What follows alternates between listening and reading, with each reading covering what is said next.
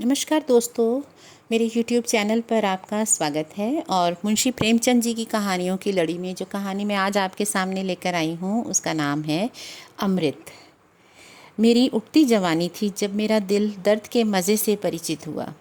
कुछ दिनों तक शायरी का अभ्यास करता रहा और धीरे धीरे इस शौक़ ने तल्लीनता का रूप ले लिया। सांसारिक संबंधों से मुंह मोड़कर अपनी शायरी की दुनिया में आ बैठा और 3 ही साल की मशक्क़त ने मेरी कल्पना के जौहर खोल दिए। कभी कभी मेरी शायरी उस्तादों के मशहूर कलाम से टक्कर खा जाती थी। मेरे कलम ने किसी उस्ताद के सामने सर नहीं झुकाया। मेरी कल्पना एक अपने आप बढ़ने वाले पौधे की तरह छंद और पिंगल की कैदों से आज़ाद बढ़ती रही और ऐसे कलाम का ढंग निराला था। मैंने अपनी शायरी को फ़ारस से बाहर निकालकर यूरोप तक पहुंचा दिया। यह मेरा अपना रंग था। इस मैदान में ना कोई मेरा प्रतिद्वंदी था, ना बराबरी करने वाला। बावजूद इस शायरों जैसी तल्लीनता के मुझे मुशायरों की वाह वाह और सुभान अल्लाह से नफ़रत थी। हाँ, काव्य रसिकों से बिना अपना नाम बताए अक्सर अपनी शायरी की अच्छाइयाँ और बुराइयों पर बहस किया करता था। तो मुझे शायरी का दावा ना था, मगर धीरे धीरे मेरी शोहरत होने लगी और जब मेरी मसनवी दुनियाए हुस्न प्रकाशित हुई तो साहित्य की दुनिया में हलचल सी मच गई। पुराने शायरों ने काव्य मर्मज्ञों की प्रशंसा कृपणता में पोथे के पोथे रंग दिए थे, मगर मेरा अनुभव इसके बिल्कुल विपरीत था। मुझे कभी कभी ये ख्याल सताता था कि मेरे कद्रदानों की यह उदारता दूसरे कवियों की लेखनी की दरिद्रता का प्रमाण है। यह ख्याल हौसला तोड़ने वाला था। बहरहाल जो कुछ हुआ, दुनियाए हुस्न ने मुझे शायरी का बादशाह बना दिया। मेरा नाम हर एक ज़बान पर था, मेरी चर्चा हर एक अखबार में थी। शोहरत अपने साथ दौलत भी लाई। मुझे दिन रात शेर व शायरी के अलावा और कोई काम ना था। अक्सर बैठे बैठे रातें गुजर जाती और जब कोई चुभता हुआ शेर कलम से निकल जाता तो मैं खुशी के मारे उछल पड़ता। मैं अब तक शादी ब्याह की कैदों से आज़ाद था, या यूँ कहिए कि मैं उनके उन मज़ों से अपरिचित था जिसमें रंज की तलखी भी है और खुशी की नमकीनी भी। अक्सर पश्चिमी साहित्यकारों की तरह मेरा भी ख्याल था कि साहित्य के उन्माद और सौंदर्य के उन्माद भी पुराना बैर है। मुझे अपनी ज़बान से कहते हुए शर्मिंदा होना पड़ता है कि मुझे अपनी तबीयत पर भरोसा ना था। जब कभी मेरी आंखों के सामने कोई मोहिनी सूरत घूम जाती तो मेरे दिलो दिमाग पर एक पागलपन सा छा जाता। लिखने की तरफ तबीयत किसी तरह न झुकती। ऐसे कमज़ोर दिल में सिर्फ एक इश्क की जगह थी। इसी डर से मैं अपनी रंगीन तबीयत के खिलाफ आचरण शुद्ध रखने को मजबूर था। कमल की एक पंखुड़ी, श्यामा का एक गीत, लहलहाते हुए एक मैदान में मेरे लिए जादू का सा आकर्षण था। मगर किसी औरत के दिल फरेब हुस्न को मैं चित्रकार या मूर्तिकार की बेलौस आंखों से नहीं देख सकता था। सुंदर स्त्री मेरे लिए एक रंगीन कातिल नागिन थी जिसे देखकर आंखें खुश होती हैं मगर दिल डर से सिमट जाता है।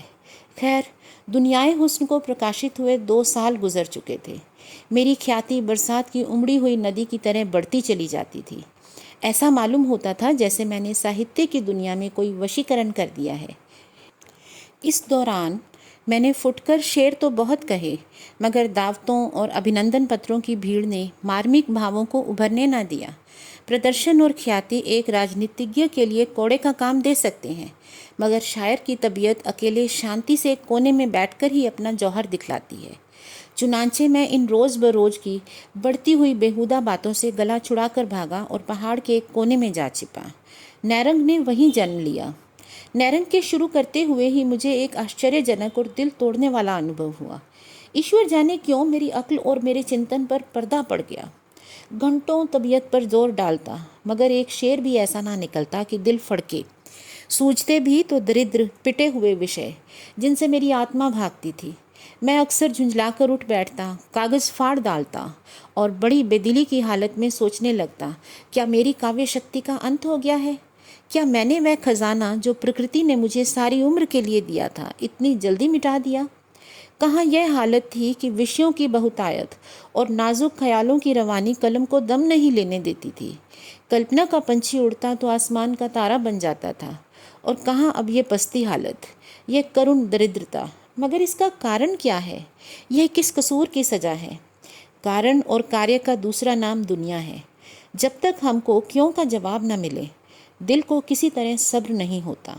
यहाँ तक कि मौत को भी इस क्यों का जवाब देना पड़ता है। आखिर मैंने एक डॉक्टर से सलाह ली। उसने आम डॉक्टरों की तरह ही आबो हवा बदलने की सलाह दी। मेरी अक्ल में भी यह बात आई कि मुमकिन है नैनीताल की ठंडी आब हवा से शायरी की आग ठंडी पड़ गई हो। 6 महीने तक लगातार घूमता फिरता रहा, अनेक आकर्षक दृश्य देखे, मगर उनसे आत्मा पर वह शायराना कैफियत न छाती थी कि प्याला छलक पड़े और खामोश कल्पना खुद ब खुद चहकने लगे। मुझे अपना खोया हुआ लाल न मिला। अब मैं ज़िंदगी से तंग था। ज़िंदगी अब मुझे सूखे रेगिस्तान जैसी मालूम होती थी, जहाँ कोई जान नहीं, ताजगी नहीं, दिलचस्पी नहीं। हरदम दिल पर एक मायूसी सी छाई रहती और दिल खोया खोया रहता। दिल में यह सवाल पैदा होता कि क्या वह 4 दिन की चांदनी ख़त्म हो गई और अंधेरा पास आ गया। आदमी की संगत से बेजार, हम जिन्स की सूरत से नफ़रत, मैं एक गुमनाम कोने में पड़ा हुआ ज़िंदगी के दिन पूरे कर रहा था।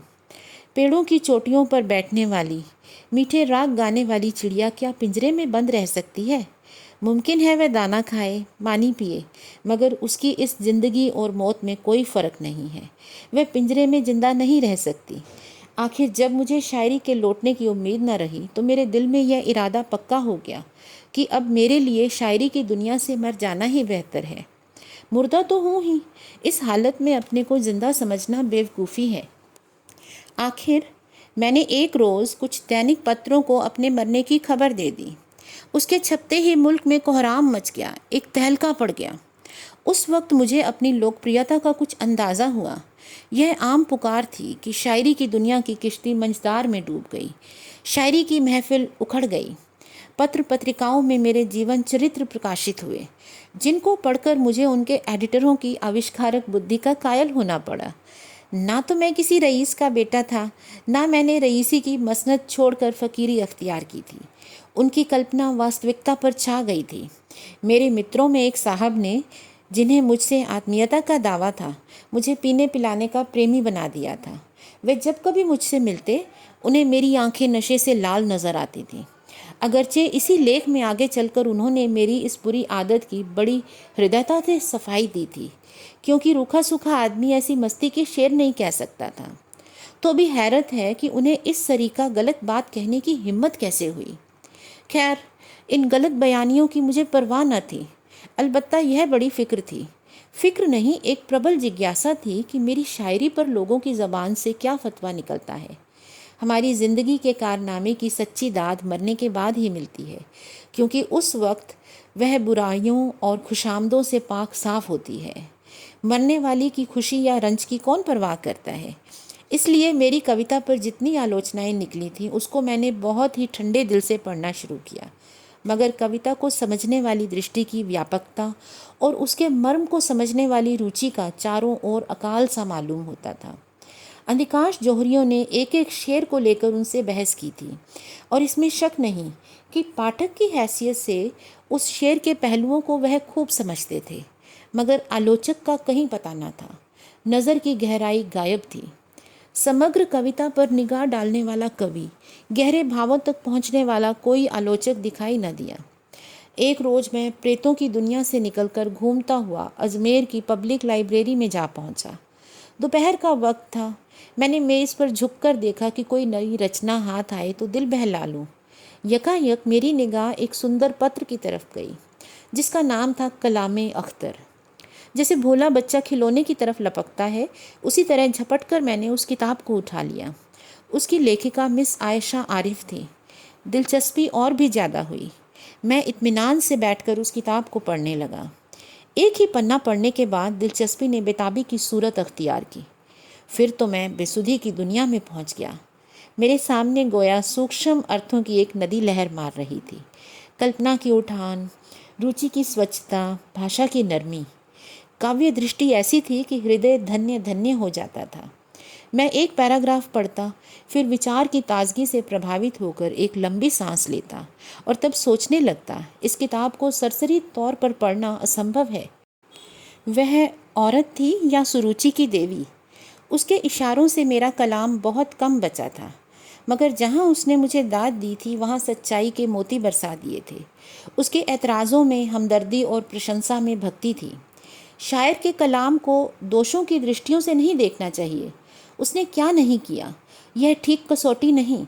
बस यही जी चाहता था कि लेखिका के हाथ और कलम चूम लूं। सफ़ीर भोपाल के दफ्तर से यह पत्रिका प्रकाशित हुई थी। मेरा पक्का इरादा हो गया और तीसरे दिन शाम के वक्त मैं मिस आयशा के खूबसूरत बंगले के सामने हरी हरी घास पर टहल रहा था। वह नौकरानी के साथ एक कमरे में दाखिल हुई। उसकी सजावट बहुत सादी थी। पहली चीज़ जो मेरी निगाहों पर पड़ी वह मेरी तस्वीर थी जो दीवार पर लटक रही थी। सामने एक आईना रखा था। मैंने खुदा जाने क्यों उसमें अपनी सूरत देखी।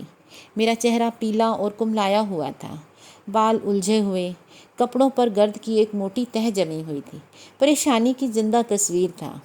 उस वक्त मुझे अपनी बुरी शक्ल पर सख्त शर्मिंदगी हुई। मैं सुंदर ना सही, मगर इस वक्त तो सचमुच चेहरे पर फटकार बरस रही थी। अपने लिबास के ठीक होने का यकीन हमें खुशी देता है। अपने फूहड़पन का जिस्म पर उतना असर नहीं होता जितना दिल पर। हम बुज़दिल और बेहौसला हो जाते हैं। अभी मुश्किल से 5 मिनट ही गुजरे होंगे कि मिस आयशा तशरीफ़ लाईं। सांवला रंग था, चेहरा एक गंभीर घुलावट से चमक रहा था। बड़ी बड़ी नरगिसी आंखों से सदाचार की, संस्कृति की रोशनी झलकती थी। कद मझोले से कुछ कम, अंग प्रत्यंग छरहरे सुथरे, ऐसी हल्की फुल्की की जैसे प्रकृति ने उसे इस भौतिक संसार के लिए नहीं, किसी काल्पनिक संसार के लिए सिरजा है। कोई चित्रकार कला की इससे अच्छी तस्वीर नहीं खींच सकता था। मिस आयशा ने मेरी तरफ दबी निगाहों से देखा, मगर देखते देखते उनकी गर्दन झुक गई और उनके गालों पर लाज की एक हल्की परछाई नाचती हुई मालूम हुई। ज़मीन से उठकर उनकी आंखें मेरी तस्वीर की तरफ गईं और फिर सामने पर्दे की तरफ जा पहुंची। शायद उनकी आड़ में छिपना चाहती थी। मिस आयशा ने मेरी तरफ दबी निगाहों से देखकर पूछा, आप स्वर्गीय अख्तर के दोस्तों में से हैं? मैंने सिर नीचा किए हुए जवाब दिया, मैं ही बदनसीब अख्तर हूँ। आयशा एक बेखुदी के आलम में कुर्सी पर से खड़ी हुई और मेरी तरफ हैरत से देखकर बोली, दुनियावे हुस्न को लिखने वाले? अंधविश्वास के सिवा और किसने इस दुनिया से चले जाने वाले को देखा है? आयशा ने मेरी तरफ कई बार शक से भरी निगाहों से देखा। उनमें अब शर्म और हया की जगह हैरत समाई हुई थी। मेरे कब्र से निकलकर भागने का तो उसे यकीन आ ही नहीं सकता था। शायद वह मुझे दीवाना समझ रही थी। उसने दिल में फैसला किया कि यह आदमी मरहूम शायर का कोई करीबी अजीज़ है। शक्ल जिस तरह मिल रही थी वह दोनों के एक ख़ानदान होने का सबूत थी। मुमकिन है कि वह भाई हों और अचानक सदमे से पागल हो गया है। शायद उसने मेरी किताब देखी होगी और हाल पूछने चला आया। अचानक उसे ख्याल गुजरा कि किसी ने अखबारों में मेरे मरने की झूठी खबर दे दी हो तो, और मुझे उस खबर को काटने का मौका ही ना मिला हो। इस ख्याल से उसकी उलझन दूर हुई। बोली, अखबारों में आपके बारे में एक निहायत मनहूस खबर छप गई थी। मैंने जवाब दिया, वह खबर सही थी। अगर पहले आयशा को मेरे दीवानेपन में कुछ था तो वह शक उसका दूर हो गया। आखिर थोड़े लफ्ज़ों में मैंने अपनी दास्तान सुनाई। जब उसको यकीन हो गया कि दुनियाए हुस्न को लिखने वाले अख्तर अपने इंसानी चोले में हैं, तो उसके चेहरे पर खुशी की एक हल्की सुर्खी दिखाई दी, और यह हल्का रंग बहुत जल्द खुददारी और रूप गर्व के शोक रंग से मिलकर कुछ का कुछ हो गया। गालिबन वह शर्मिंदा थी कि क्यों उसने अपनी कद्रदानी को हद से बाहर जाने दिया।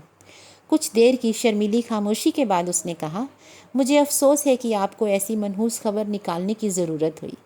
मैंने जोश में भरकर जवाब दिया, आपके कलम की ज़बान से दाद पाने की कोई सूरत ना थी। इस तनकीद के लिए मैं कई ऐसी मौतें मर सकता हूँ। मेरे इस बेधड़क अंदाज ने आयशा की ज़बान को भी शिष्टाचार और संकोच की कैद से आज़ाद किया। मुस्कुराकर बोली, मुझे बनावट पसंद नहीं है। डॉक्टरों ने कुछ बताया नहीं, लेकिन उसकी इस मुस्कुराहट ने मुझे दिल लगी करने पर आमादा कर दिया। बोला, अब मसीहा के सिवा इस मर्ज का इलाज और किसी के हाथ में नहीं है। आयशा इशारा समझ गई और हंसकर बोली, मसीहा चौथे आसमान पर रहते हैं। मेरी हिम्मत ने अब और कदम बढ़ाए। रूहों की दुनिया से चौथा आसमान बहुत दूर नहीं है। आयशा के खिले हुए चेहरे से संजीदगी और अजनबियत का हल्का रंग उड़ गया। ताहम मेरे इन बेधड़क इशारों को हद से बढ़ते देखकर उसे मेरी ज़बान पर रोक लगाने के लिए किस कदर खुददारी बरतनी पड़ी। जब मैं कोई घंटे भर के बाद इस कमरे से बाहर निकला तो बजाय इसके कि वह मेरी तरफ अंग्रेज़ी तहज़ीब के मुताबिक हाथ बढ़ाए, उसने चोरी चोरी मेरी तरफ देखा। फैला हुआ पानी जब सिमट कर किसी जगह से निकलता है तो उसका बहाव तेज़ और ताकत कई गुना ज़्यादा हो जाती है। आयशा के उन निगाहों में असमत की तासीर थी। उनमें दिल मुस्कुराता था और जज्बा नाचता था। उनमें मेरे लिए दावत का एक पुरज़ोर पैगाम भरा हुआ था। जब मैं अपने होटल में पहुंचकर इन वाक़यात पर गौर करने लगा तो मैं इस नतीजे पर पहुंचा कि गौ मैं ऊपर से देखने पर यहाँ अब तक अपरिचित था, लेकिन भीतरी तौर पर शायद मैं उसके दिल के कोने तक पहुंच चुका था। जब मैं खाना खाकर पलंग पर लेटा तो बावजूद 2 दिन रात भर जागने के नींद आंखों से कोसों दूर थी। जज्बात की कश्मकश में नींद कहाँ? आयशा की सूरत, उसकी खातिरदारियाँ, उसकी वह छिपी छिपी निगाह दिल में अरमानों का एक तूफ़ान सा बरपा रही थी। उस आखिरी निगाह ने दिल में तमन्नाओं की रूम धूम मचा दी थी। वह आरजुएं जो बहुत अरसा हुआ मर मिटी थी, फिर जाग उठी और आरजुओं के साथ कल्पना ने भी मुंदी हुई आंखें खोल ली। दिल में जज्बात और कैफियत का एक बेचैन करने वाला जोश महसूस हुआ। यही आरजुएं, यही बेचैनियाँ और यही कोशिशें कल्पना के दीपक के लिए तेल हैं। जज्बात की हरारत ने कल्पना को गरमाया। मैं कलम लेकर बैठ गया और एक ऐसी नज़्म लिखी जिसे मैं अपनी सबसे शानदार दौलत समझता हूँ। मैं एक होटल में रह रहा था, मगर किसी न किसी हीले से दिन में एक बार ज़रूर उनके दर्शन का आनंद उठाता। गो आयशा ने भी कभी मेरे यहाँ तक आने की तकलीफ़ नहीं की, तो भी मुझे यह यकीन करने के लिए शहादतों की ज़रूरत ना थी कि वह किस कदर सरगर्मी से मेरा इंतज़ार किया करती थी। मेरे कदमों की पहचानी हुई आहटें पाते ही उसका चेहरा कमल की तरह खिल जाता था और आंखों से कामना की किरणें निकलने लगती थीं। यहाँ 6 महीने गुजर गए। इस ज़माने को मेरी ज़िंदगी की बहार समझना चाहिए। मुझे वह दिन याद है जब मैं आरजुओं और हसरतों के गम से आज़ाद था, मगर दरिया की शांतिपूर्ण रवानी में थिरकती हुई लहरों की बहार कहाँ? अब अगर मोहब्बत का दर्द था तो उसका प्राणदायी मज़ा भी था। अगर आरजुओं की घुलावट थी तो उनकी उमंग भी थी। मेरी ये प्यासी आंखें उस रूप के स्रोत से किसी भी तरह तृप्त ना होती। जब मैं अपनी नशे में डूबी हुई आंखों से उसे देखता तो मुझे एक आत्मिक तरावट सी महसूस होती। मैं उसके दीदार के नशे से बेसुध सा हो जाता और मेरी रचना शक्ति का तो कुछ हदो हिसाब न था। ऐसा मालूम होता था जैसे दिल में मीठे भावों का सोता खुल गया था। अपनी कवित्व शक्ति पर खुद अचंभा होता था। कलम हाथ में ली और रचना का सोता सा बह निकला। नैरंग में ऊंची कल्पनाएं ना हों, बड़ी गूढ़ बातें ना हों, मगर उसका एक एक शेर प्रवाह और रस, गर्मी और घुलावट की दाद दे रहा था। यह उस दीपक का वरदान है जो अब मेरे दिल में जल गया था और रोशनी दे रहा था। यह उस फूल की महक थी जो मेरे दिल में खिला हुआ था। मोहब्बत रूह की खुराक है। यह अमृत की बूंद है जो मरे हुए भावों को जिंदा कर देती है। मोहब्बत आत्मिक वरदान है। यह ज़िंदगी की सबसे पाक, सबसे ऊंची मुबारक बरकत है। यही अक्सीर है जिसकी अनजाने में मुझे तलाश थी। वह रात कभी नहीं भूलेगी जब आयशा दुल्हन बनी हुई मेरे घर में आई। नैरंग उसकी मुबारक ज़िंदगी की यादगार है। दुनियाए हुस्न एक कली थी, नैरंग खिला हुआ फूल है, और उस कली को खिलाने वाली कौन सी चीज़ है? वही जिसकी मुझे अनजाने में तलाश थी और जिसे मैं अब पा गया था। इस कहानी में हमें मोहब्बत की तासीर के बारे में बताया है। इस कहानी में कवि ने शुरू में जो कविताएं लिखी, अब वह उनको उतनी परिपक्व, उतनी अच्छी नहीं मानता था जितनी उन कविताओं को, उन शायरियों को जो उसने प्यार को पाने के बाद लिखी। और सच कहते हैं, प्यार में वह तासीर है जो हमारा मन और हमारा बाहरी रूप सब बदल देती है। कई ऐसी कहानियाँ हमने सुनी होंगी जिसमें इंसान जब मोहब्बत के वशीभूत हो जाता है तो वो क्या कुछ नहीं कर गुज़रता। लैला मजनू की कहानी, शीरी फरहाद की कहानी, और यही क्यों आजकल के आधुनिक ज़माने में भी आपने शायद दशरथ सिंह माझी की कहानी सुनी हो, जिसने अपने प्यार के लिए पहाड़ों को खोदकर सड़क बना दी थी। और ये कहानी बहुत पुरानी नहीं है। ये अभी के समय की है और किसी ना किसी दिन इस कहानी को भी मैं आपके सामने ज़रूर लेके आऊँगी। अगर आपको ये कहानियाँ अच्छी लग रही हैं तो दोस्तों मेरी इस वीडियो को लाइक करें, शेयर करें और मेरे चैनल को सब्सक्राइब करें। इसके अलावा आप अगर कोई और कहानी भी सुनना चाहते हैं तो आप मुझे कमेंट करके बता सकते हैं। मैं जल्द से जल्द उसका वीडियो लेकर आने की कोशिश करूँगी। धन्यवाद।